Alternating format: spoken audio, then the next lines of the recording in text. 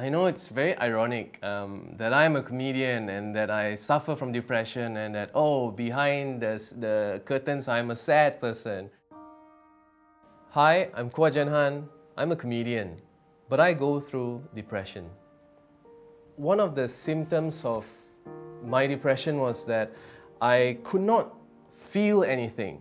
Like, you know, when you watch a show, you feel some form of joy, or you watch a comedy show, it's funny.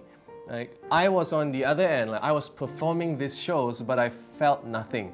I didn't feel joy, I didn't feel sadness, I didn't feel anything. It was just there. It's very silent, but it feels busy. It's a busy kind of silent.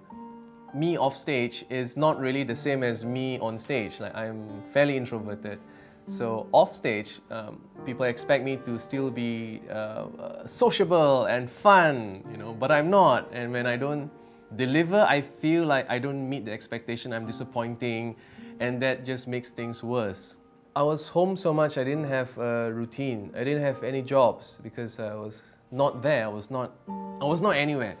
I would wake up, I don't know, sometimes I can't even remember if it was the morning or noon because time meant nothing to me. That's all I remember really, just waking up, playing video games, going to sleep, waking up. Like, everything I did meant nothing. It was just to get to the next day, and it's a very silly hope because maybe deep down I hope that the next day would be better, but the next day became the next month and the next year. It was just that. At the worst of the depression, I had been home for about a month or so, haven't left the house, and I thought to myself, like, you know, this feels weird. This is not me. I should do something. Who am I? I'm a comedian. I should do comedy things. So I thought what I would do is go to Crack House, which is a comedy club in KL, and I got into my car and I drove to Crack House, and I parked my car and I immediately felt like I can't do this, and I drove home. I just pretended it never happened, and that happened a few times where I just could not do anything.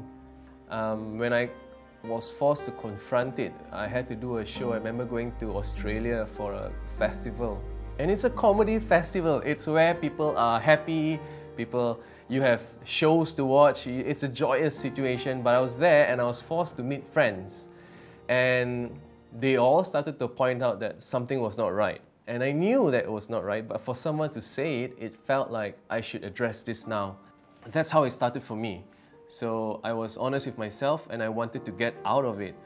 I am making an effort to go out and meet people, be in the world.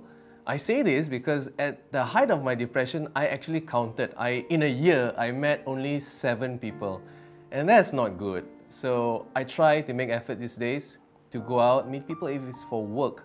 Or I try to not have it about work, just about living.